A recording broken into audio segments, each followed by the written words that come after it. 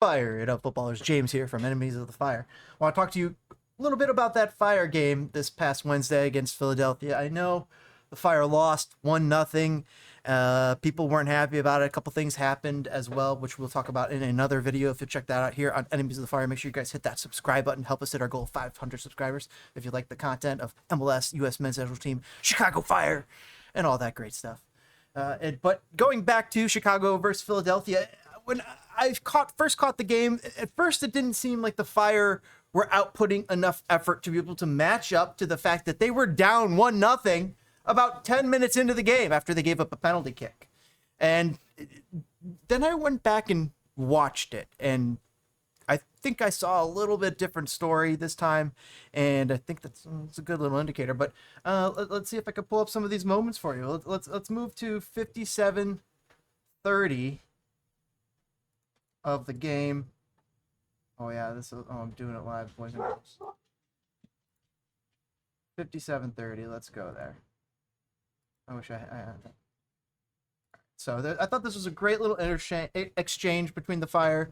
A lot of, and I was looking for them to be not looking to be getting forward enough. Like they took the edge off their fastball at some point in this game, and it wasn't like they were.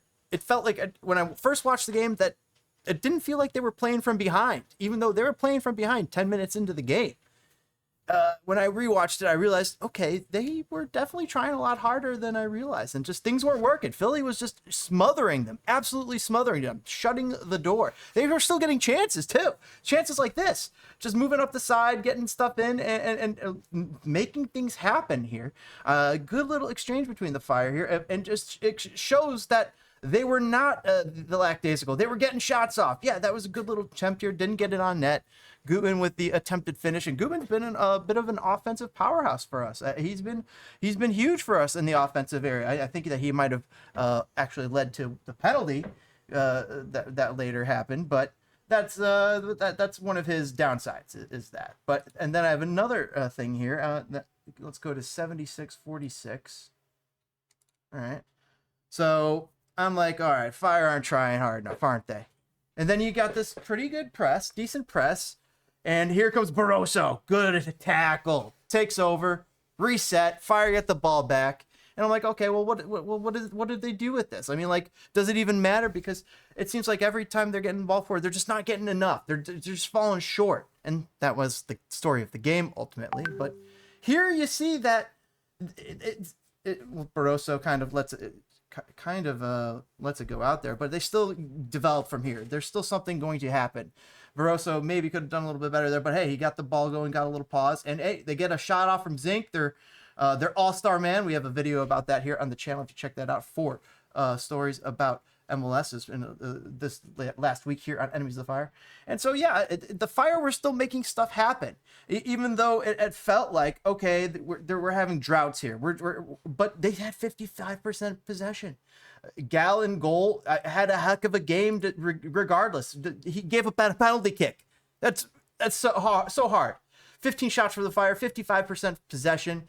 And they just played a lot better than I realized the second time around. And then you go into the dying minutes. The 90th minute. Let's check out this at the 90th minute, 90:29. And right here. All right, so this is where I'm like, oh, what the heck happened here? All right. Ball's cleared from Philadelphia. Fire put the pressure on and recover it. Pineda, look at this. Look at where he's at right here. So this ball's going to go to right here to Brian Rodriguez, to Brian. And what is Brian going to do? He's got Gutman out on the left side. He's got nobody else really. Pineda has got people behind him. So Guti has to figure out something here, and it's a very short pass. And the other thing is, if you see how the play develops, I also wonder, why is he not on the wings helping to spread this? Like, I feel like this bad positioning is what leads to this. You'll see this mistake.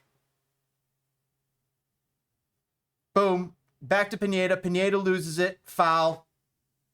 And it starts going the other way. And then this is in the dying embers of the game, when you need to have the ball, when you need to have that ball so you can be going forward and getting on that attack. This flub right here from the Guti and Pineda, I'm not saying it cost them the game, but They had a chance here to have this, and from this, they really didn't get the ball too much more. I have at least one more video to show you from this exchange. But what do you think they could have done here? Like, Guti, I think his positioning is what sets him back. Is look, he's sitting in the middle of the pitch. There's nobody out in the far wing. Pineda is running at him right now. The ref's right here. He's part of the field, so you don't have to worry about him. But they're getting pressured. Pineda getting pressured right from his backside from 77 to 19, and Guti's just planted. I mean, he's toe tapping right there in the middle of the line. He's got to be spread out on the wing and make it so like he's more of an option, because this is what leads to this giveaway. So has me questioning that.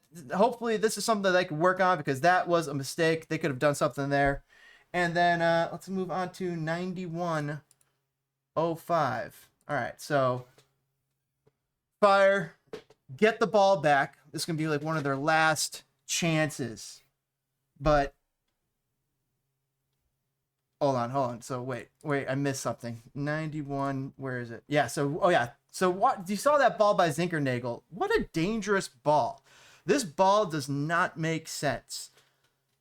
I mean, he's trying to save it and play, but look at where it goes. That's such a dangerous ball. Almost drops right down for number 77 of Philadelphia. Luckily, Omar Gonzalez is 6 foot huge, is able to help get it, shepherd it back to the goalkeeper, but still a risky situation for Gal and the men in red.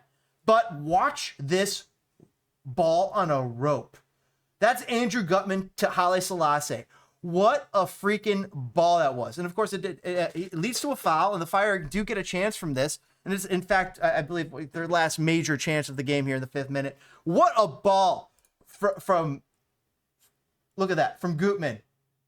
Haile Selassie beats his man. Great. Cuts inside, draws the foul, gets pulled down, gets the jersey drag.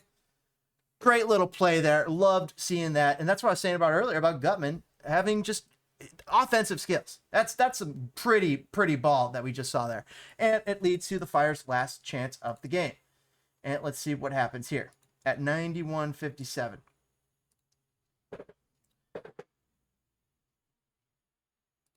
Where'd it go? All right. So Brian Guti gets a good bit. I didn't like the way that they took this at first, but what it does is it gets them closer to the penalty spot. It gets them closer to the inside, and that opens up more windows. So it's actually a really good play. It's almost like they got a free kick from right here.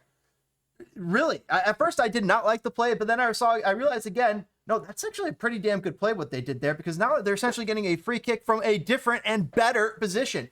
And it's not bad. It almost gets through, and the chaos in front of the goal almost leads to some magic happening here in the last minute at Soldier Field, but just there for it, and it's just not good. It's just not going to happen for the Fire tonight, as Philly otherwise smother them out. But there's always next game. At least for now, the Fire are sitting in 10th in MLS. They're just outside of that playoff zone. They have Charlotte coming up, as well as Cincinnati. Hopefully they can notch 2 wins in those next 2 games, because they really need them. They need the points. They need to get out of 10th and into 7th, into 6th, just to feel better, because this team is a lot better than its record, than its points record. But maybe the same could be said for a few of these other MLS teams that we don't know about.